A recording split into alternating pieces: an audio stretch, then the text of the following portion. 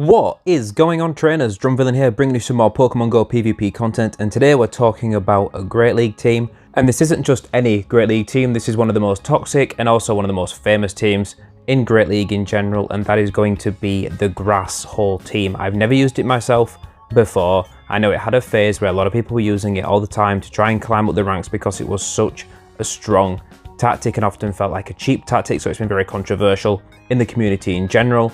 But I realised I'd never actually built a Shadow Victreebel. I have a Bastiodon built from the Sinnoh Cup a short while back, and after Go Fest earlier on this year, I was building a Tropius for the Great League and decided I'd use that, give this team a try and actually see how it performs in Season 11 of Go Battle League. Now, these battles are actually from early on in July, so quite early on in the season. I recorded them back then, didn't get around to making a video with them. It was during my semi-hiatus from uploading to YouTube when I wasn't getting much content actually out. It's before I was making a hard push for Legend rank. I was just having a bit of fun with the team, giving it a try for the first time. But we were at quite a high elo rank for that stage in the season, because obviously for the first month or so of Go Battle League, no one's at Legend rank because everyone's trying to get to rank 20 and then trying to build up their elo score as it gradually climbs upwards towards that 3,000 mark. So we're up against some strong trainers here, and it really does showcase what the team can and cannot do. So be sure to hit the subscribe button, do all that good stuff for the algorithm, and I absolutely apologise for using this team if you're not a fan of the Grasshole. And for the uninitiated who don't know what a Grasshole team is,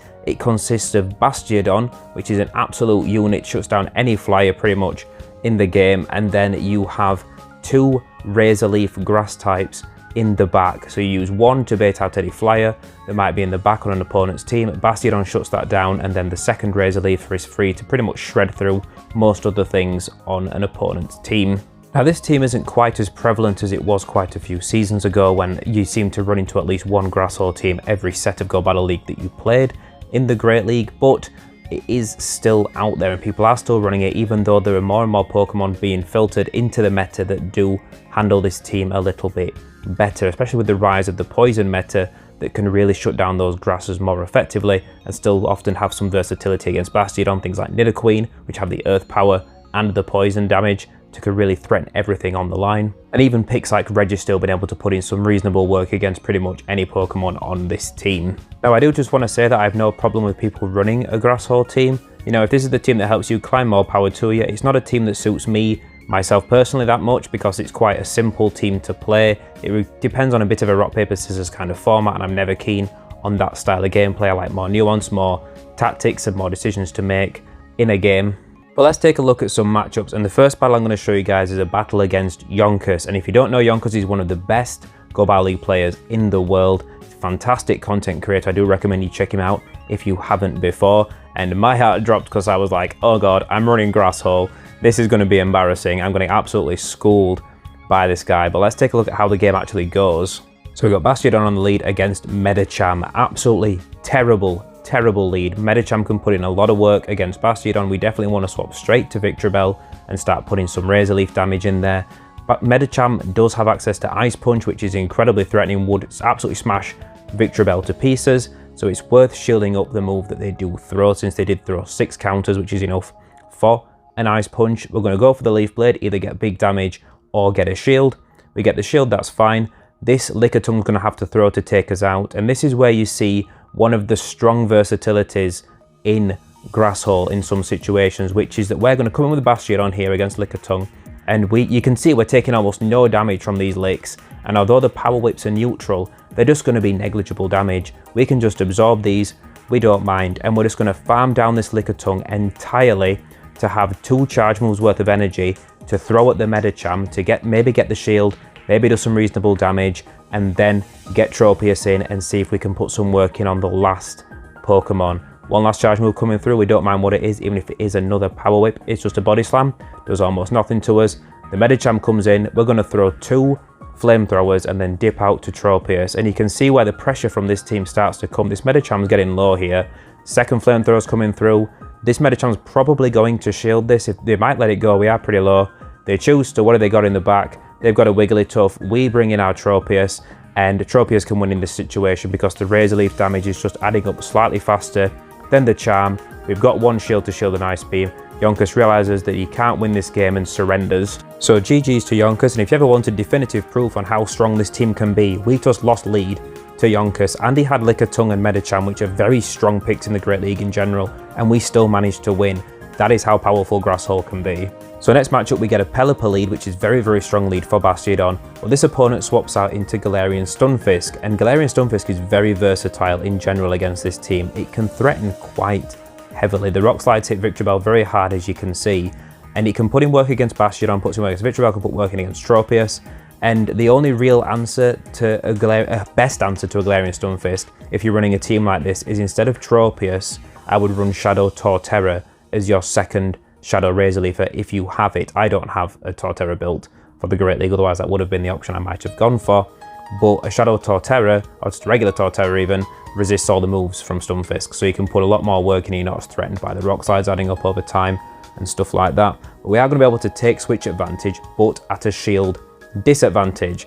And this opponent has Registeel in the back, and there is not very much we can do with this now, because Victreebel is probably the Pokemon that can put the most work in against Registeel over time, because that Shadow Razor Leaf damage is so oppressive. You can hit him with Acid Sprays to drop the defense, which chips up even more, and we're going to do what we can with Tropius, but those neutral Zap Cannons are really going to start putting some work in here, and we're just going to end up probably just losing to this Registeel alone, because we will not get to a Flamethrower in time from the Bastiodon, and then we're going to be stuck with almost no health to deal with the Pelipper, and they'll just need to get to one Weather Ball probably to finish us off.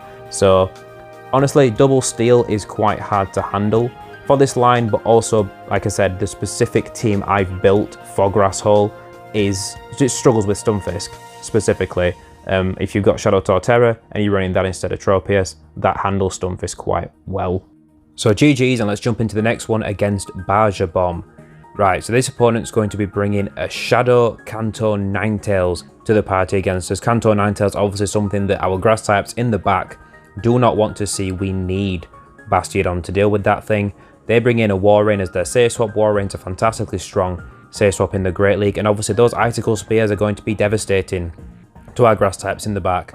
So we're going to stay in for a little bit with Bastiodon, get to a Stone Edge, put some chip damage in, we get a shield, we shield up an Earthquake as well, which is great for us, and then we're going to swap in Victreebel. We were hoping to get them down with the Razor Leaf before they got to another Icicle Spear, but we don't quite get there.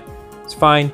We're just going to then throw in probably an Acid Spray at the Ninetales rather than the Leaf Blade, since the Leaf Blade's resisted. No, we're going to throw it. Okay, yeah, that makes sense. Maybe we'd have got farmed down before we got there. Acid Spray's a little bit more energy, and we are very squishy. Does a nice big chunk of damage. Means there's less pressure on Bastiodon in general to have to put work in here, and the opponent's got a Trevenant in the back. And as you can see, Trevenant again is a Pokemon that can put quite a bit of work in against a Grasshole team at this point, because it's resisting the Razor Leaf damage. It can put solid neutral work in against Bastiodon. I believe over time Trevenant does on average lose to Bastiodon, but it can put a lot of work in on its way down. We're going to get Tropius in against this thing, because we know we can tank at least one Shadow Ball. We just want the Razor Leaf damage to be adding up. Get that last shield as well with the Leaf Blade, and then hopefully, actually we should have probably thrown Aerial Ace at that point. They have the same energy, aren't they? No, they're not. Leaf Blade is more energy efficient. Yeah, Leaf Blade was the right move to throw. There, we're just going to get taken out here. That's fine. We're going to come with Bastiodon and farm one of these down. We either farm down Trevenant and throw a Stone Edge at the Ninetales, or we farm down the Ninetales and throw a Stone Edge at the Trevenant, depending which way around they choose to do this. They swap in the Ninetales, they throw. They've got a lot of energy. This is Overheat, we lose. It's just a Weather Ball. They must have been thinking about going for a double Weather Ball, but they get taken out by the Smackdown that comes through. We throw the Stone Edge at Trevenant, finish them off. It's going to be a very close GG in our favour. Alright, jumping into the next matchup against Melvin 2402, and on the lead we've got a Bastiodon mirror match. Now these are pretty uneventful matchups, so we are going to speed this up to ×4 I think in a second, but the only real way to have an edge in this matchup is if you've got Flash Cannon instead of Flamethrower or Stone Edge. But we're just running the normal standard moveset in this cup, so just throw Flamethrowers at each other, that's fine.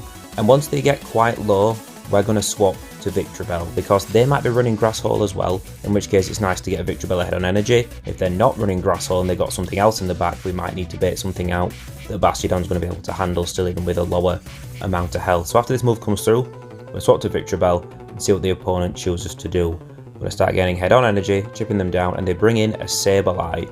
And Sableye is not the best answer to Victreebel, because we can really chip them down with Razor Leaf. With the Leaf Blade we'll get there first because we have the energy advantage, and we can probably... Do we let this go? No, we're going to shield up. We've got 2 shields, why not? Let's shield up, farm them down, and see what they choose to do with that. We're rather low, but we could still finish off the Bastiodon probably with the Razor Leaf damage here if it does come back in. Which it does, but push for it, we do get them down, that's fantastic.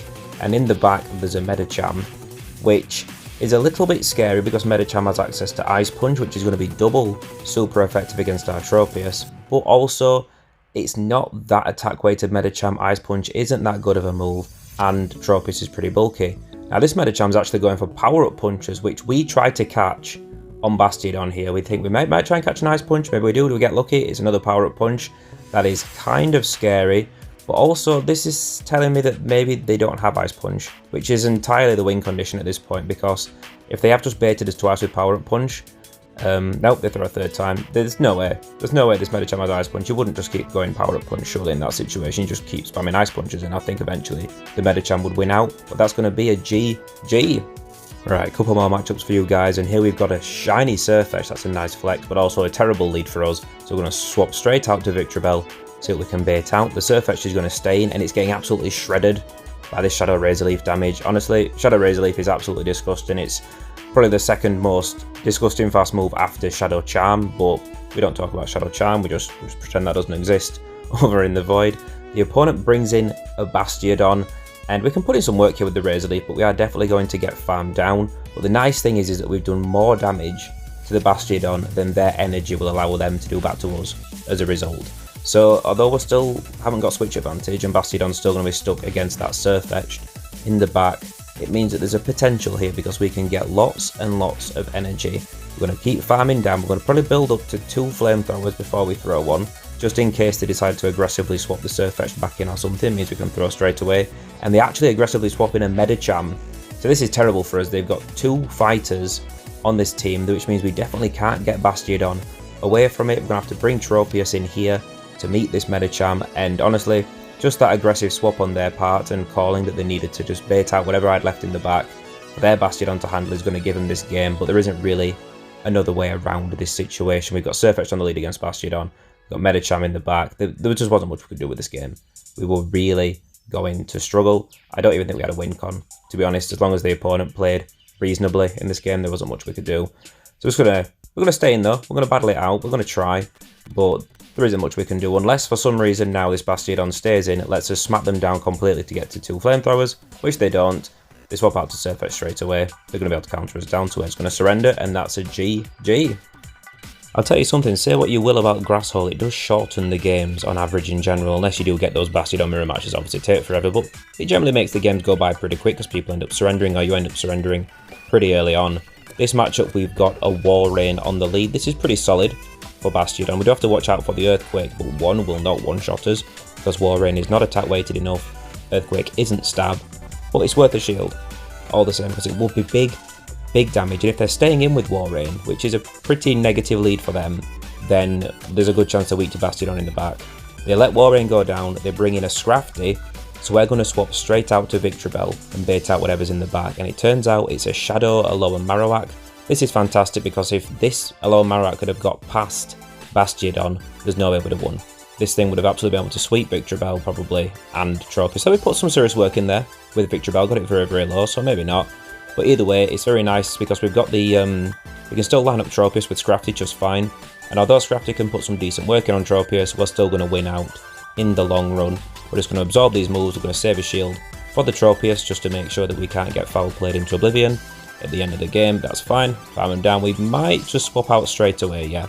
Because the Scrafty has to throw foul plays against Tropius but throws power-up punches against the Bastiodon. So we want to not have them already powered up before they start battling the Tropius. We want to get this matchup done first, just in case they can win it, and then they won't be as amped up, ready to finish off the Bastiodon, if you understand what I'm saying. So we're just going to keep chipping away here. They throw a power-up punch, try to bait us. We're not going to fall for it because we realise that the Scrafty was that low at that point that maybe we could have just found them down with Bastiodon anyway. So we're going to take them out, we're going to take that win, and that's going to be a 3 out of 5 set, as well as the matchup with Yonkers from before. So let me know what you guys think down below. Obviously with a team like this, even if you're not going to run it yourself, you have to know how to handle it because it's quite a common team, quite a common tactic that's used. It's just one of the strongest examples of an ABB line. in general, and you have to know how to keep up with that and know that there are versatile picks that can get you around it. So thanks for watching, guys. If you enjoyed the video, drop a like, give me all that algorithm juicy goodness, and as always, I will catch you absolute legends next time.